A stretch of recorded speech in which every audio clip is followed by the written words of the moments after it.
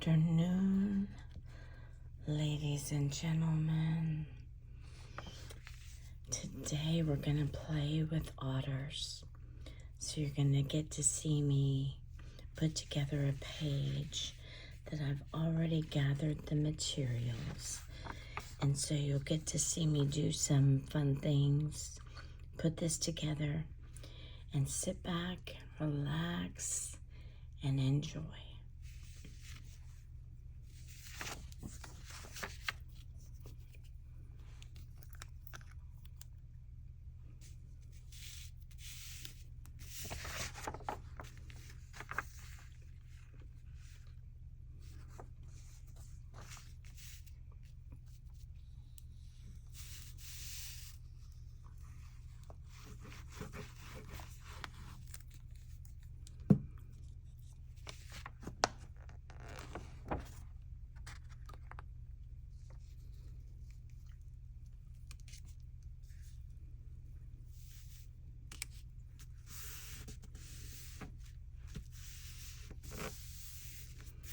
Now these images are out of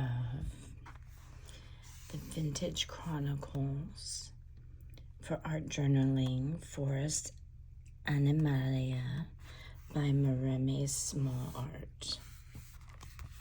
And then these are the otters. The backgrounds are also the otters, except this background actually belongs to the frogs. So I did borrow it from the frogs. I did get their permission.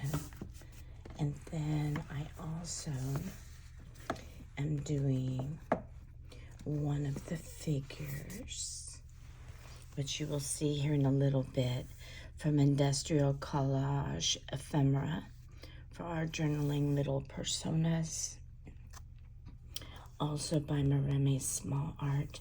So this entire collage art journal page is going to be using all of Marta's images.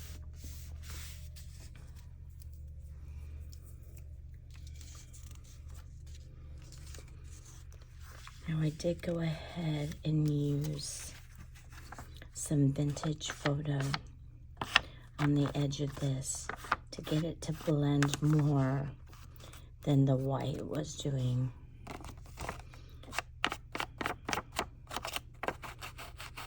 So I did get this to blend a little bit better by doing that technique.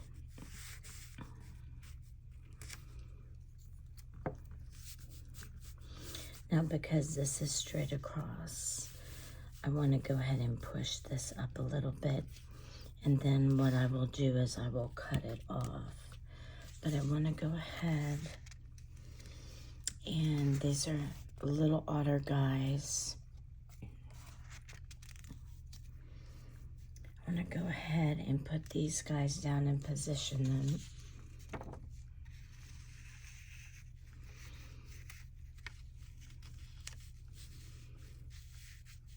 In such a way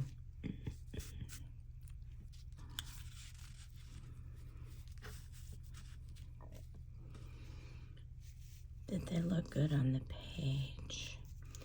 Now, since this guy is ripped,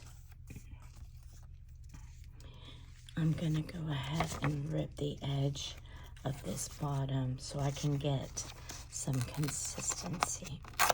I don't want to rip too much, but I want a ripped edge.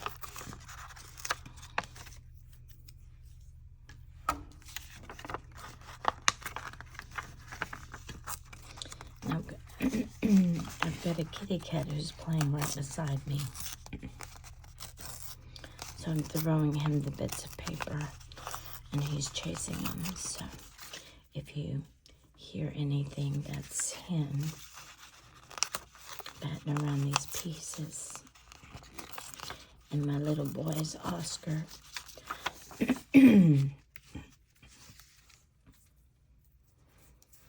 So if you want to see him, let me show you what he looks like.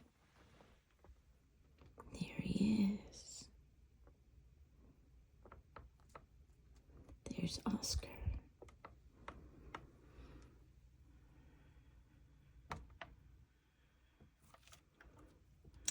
And let me reposition this. I think you guys need to come back a little bit more. There we go. Okay. Okay, so we got this edge. And I don't want to use the vintage on this guy here. So what I'm going to do is change out from the vintage to my black soot. But then again, I do have a blue. So I can use my black with the blue.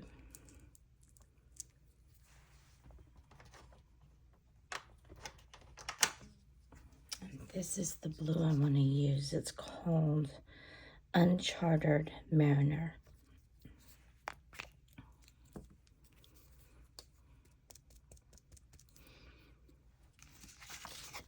Now, because the black is on there first, when I load it back up with black, it may have a blue cast to it, and that's quite all right with me.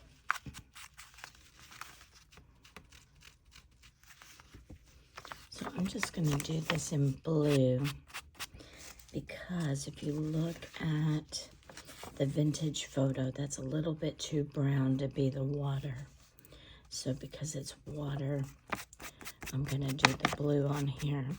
And I may even bring it up around in here, which you can do, to give it a little bit more flow and consistency. You see how it's just blending, which is beautiful.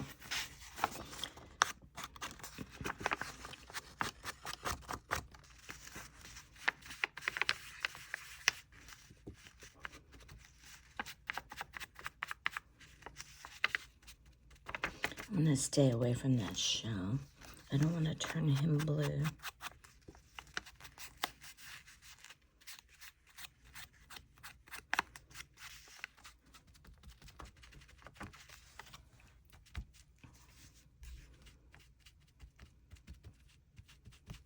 Okay, so we've got that blue down there. I've already added some blue here, and I'm going to melt that a little bit with the background. I tried doing this with a cotton ball, and I didn't get as good effect as I did with this dauber. So I'm going back over it with the dauber.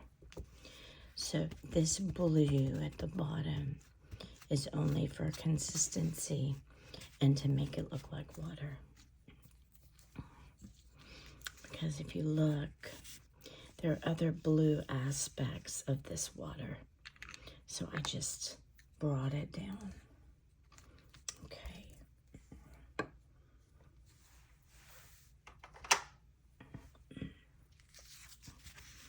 And this is my little scrap paper. Okay, so let's get these guys to where I want them to be. Because then we're going to introduce our little guy.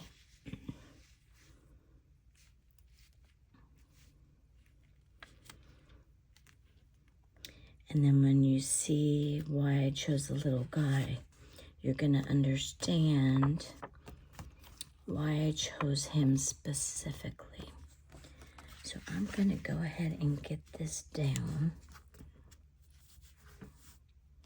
because I want to cut off that top part.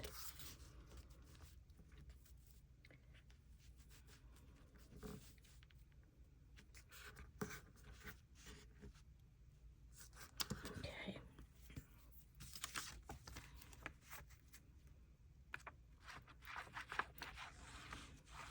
Now, because I'm not going to be tucking anything in under these pages, I can go ahead and glue all the way around.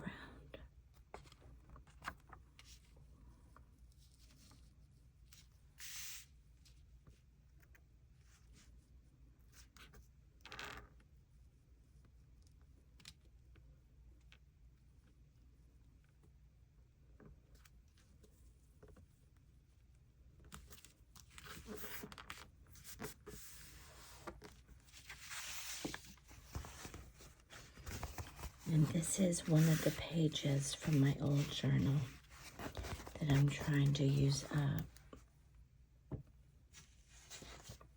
And I'm going to use a cotton ball to get rid of that excess glue so it doesn't bog down my scissors.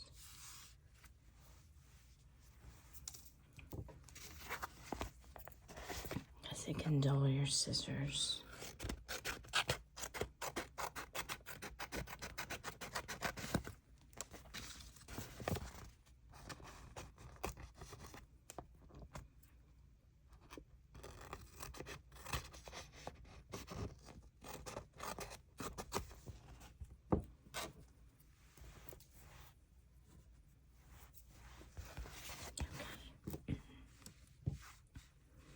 So we've got our beautiful backdrop. I'm going to get these guys in position. This guy is definitely going here. So, but I'm going to be strategic. I'm letting this come up over the edge so it resembles more water. If I did it like this, it would kind of be hidden because I would have to cut off the excess. And I want that jagged edge. So I'm going to bring it all the way up so you can see the jagged water edge. Now what I want to do with this is not only am I tucking it under the paw of this little guy to bring consistency with the two images, but I'm also going to bring this guy, and I've got this way off page. I apologize for having it off camera. I'm going to bring this guy under the paw to bring this image and this image together so that they look like they go together. But I'm going to bring this water line down to that water line. So I'm going to show you what that looks like. So there's the two water lines together. And if I had him way up here, you see the difference. So I want to make sure I bring him down to meet that water line right there. And we won't worry about this part. We'll deal with that in a little bit. So I'm going to go ahead and glue him down, except I'm not going to glue the paw. I'm not going to glue this area right here.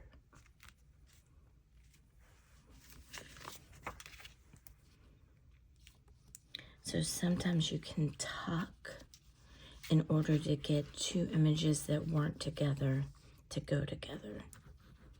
And then you can use distressed inks. You can use your media, your gessos, not gessos, acrylics, your watercolors.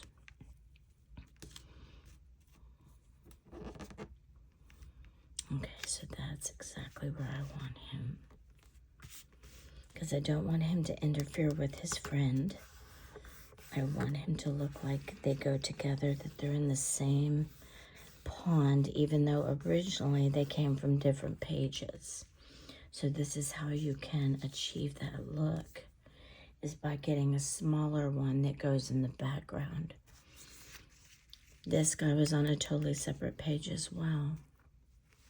But we're going to bring him down, and see, we won't even need this blue, but I did it anyway. So I'm going to meld these two water lines together, and I'm going to take some blue and get those to be a little bit more cohesive by bringing the blue all the way through this piece right here. Then it looks a little bit more cohesive.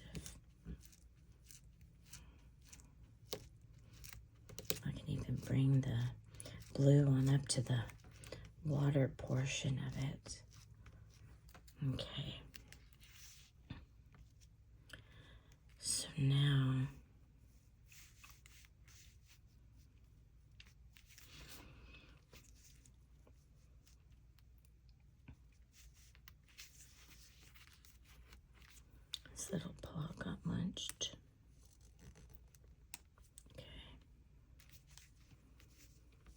Now, here's our little guy. Before I glue down, I want to make sure that I've measured this properly. And again, I've got it off camera. Okay, so this is our little guy with a little diving helmet. He doesn't realize he's only going to be in a little bit of water until I put him there. So I cut a slit because I want him to be in the water. So I cut a slit so that he can have some of the water around him. That's a good way to actually incorporate an image into water, is to slip it in between a strip that's got some water lines. We could have done more than one, but I only did one. Now, this is what the full image looked like, but I want his feet to look like he's in water. So in order to achieve that effect,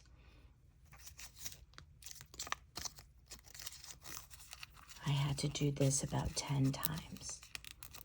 Now what this is going to do, and you have to be very careful when you unfold it, so you scrunch it, and if you do this with a colored image, it will take off some of the color and make it look like water lines. So when I place him here in this little strip, and I want to be careful because his feet are really delicate right now because of all the scrunching that I did. So I'm going to pull him on through, get this down to the water line. He's going to be standing, and I'm going to create the rock he's standing on in just a little bit. But he's going to be standing in the water. So this part of him is above the water at this point. We could even make him so that he meets this water line, which I may actually do, because we've got this water line here. We've got his feet that looks like he's underwater. Let me gingerly pull out his toes. Okay. All right. And I've got some glue. So, since he's not just in this water,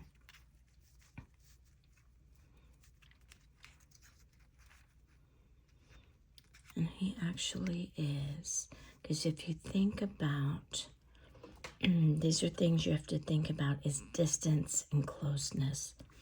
He's a lot closer to us than this guy right here. So if he's standing on a rock, he doesn't have to be in this water. But the way it's drawn, he needs to be. So to make it look more realistic, we're going to cut this along this line right here so it can look realistic that he's actually in that water. So I'm not going to cut from the edge. I could, but that somewhat can make the image look off. So I'm going to poke, and then I'm going to cut exactly along that water line.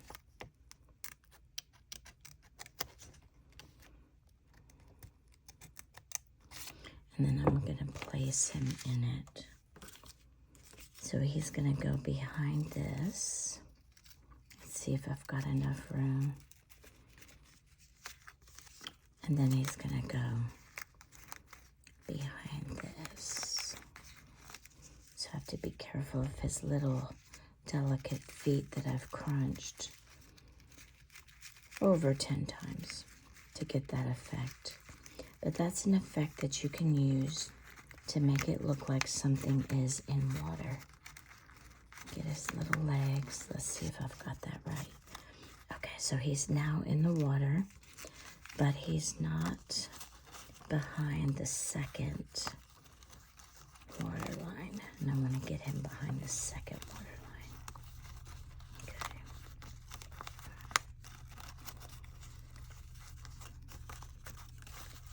So thank you for your patience as I work this out. So this is how you can get something to look like it's in something when it originally was not.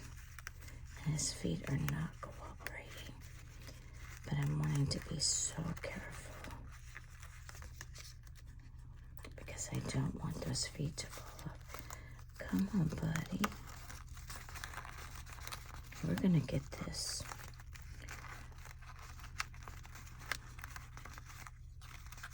There we go. Did we get it?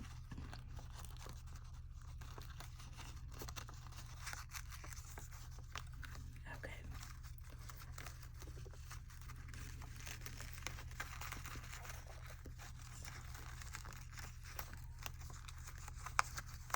Here we go. There he is. Okay. So when I glue that down, that's going to go away, that line. So now he looks like he's above that water line that's darker. So that makes more sense that he would be standing here. Now, we're going to also add some effects. You see how the water's agitated? We're going to do that around him, so it looks more like he's actually in the water and that it's flowing around him. Okay. And we're going to get this. Now, because I've gone down to here with the water line, I don't want him underneath the paw of the otter. I'm going to push him over so that you can still see the otter paw, but I don't want him under the paw. Okay.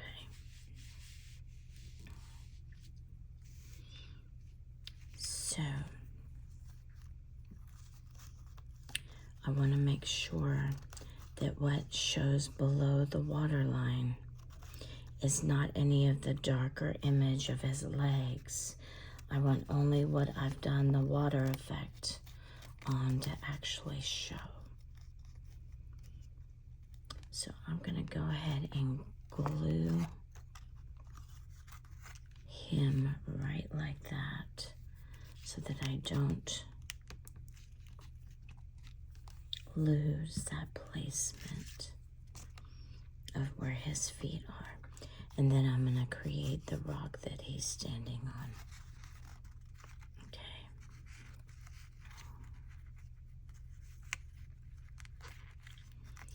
Okay, now I'm going to glue the rest of it down.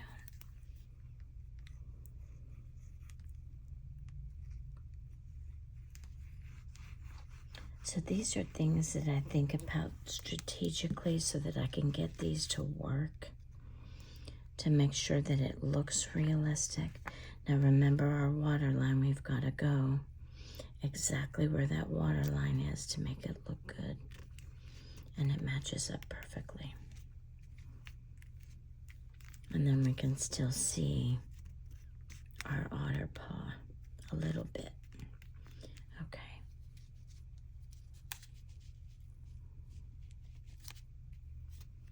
I'm going to glue this down right back here.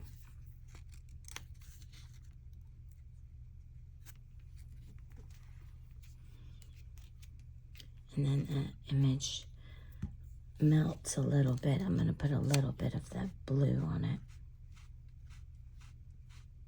on the edge of it, so it blends with this image here. And that's another way that you can get images to blend, is by adding ink colors or paint colors.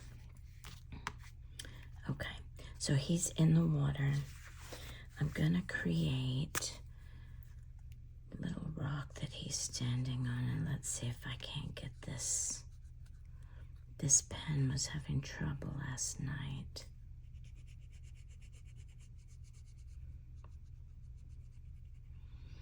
And I may have to find another one.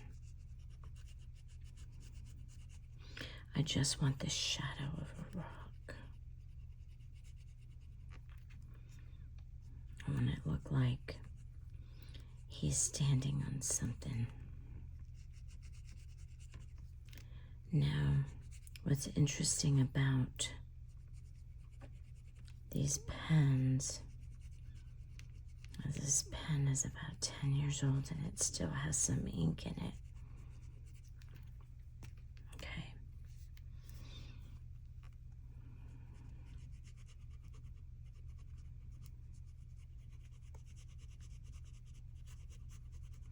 But this may be its last go round.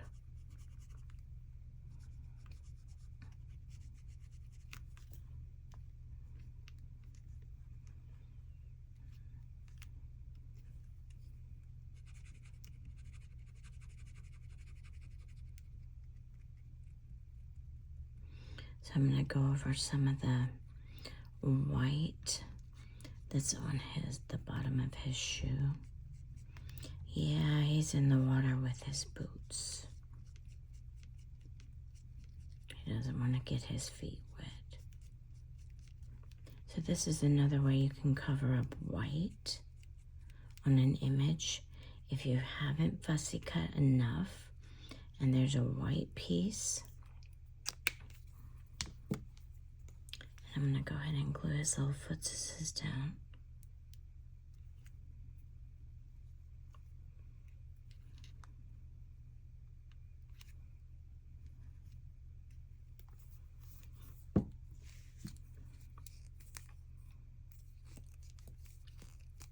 I'm going to see if this side here has more. Yeah, it sure does. It has more ink. And I'm just using wiggly lines to create what looks like a rock that he's standing on. And I'm going to take it all the way down so that when I cut this paper, and I'm just doing squiggly lines, so I can get that gradation that a rock would have.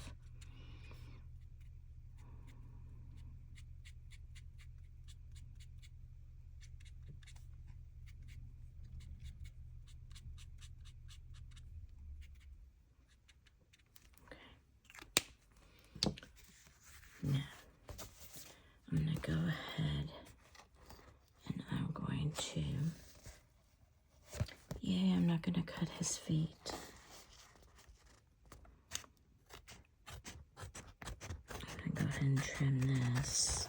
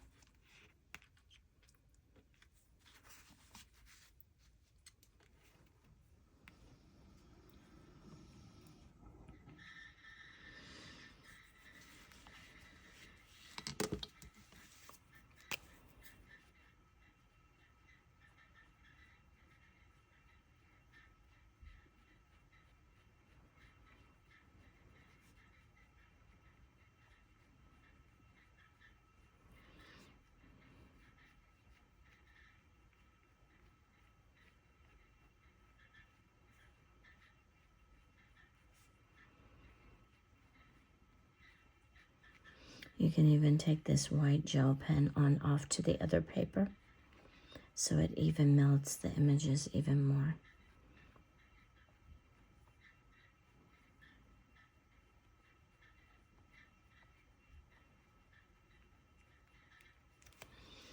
Okay. So we've got that, but if you think about an image underwater, the guy is going to have his pants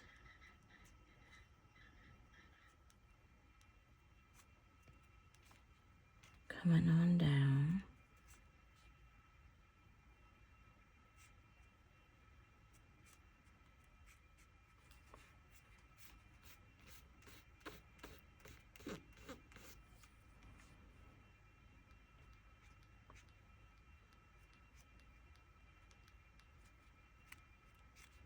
So you'll see a slight reflection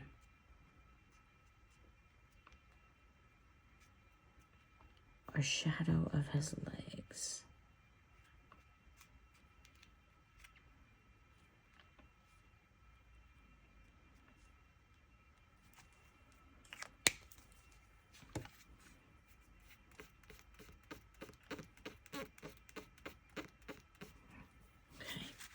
So then you continue the line of his legs all the way down to his boots. So that makes a more cohesive image. So you really can't tell that he's been placed behind. So there he is standing on his little rock. He's getting ready to take a dive. I appreciate your patience with me as I worked this out to make this image. Those otters are so cute. So I hope you've enjoyed this process.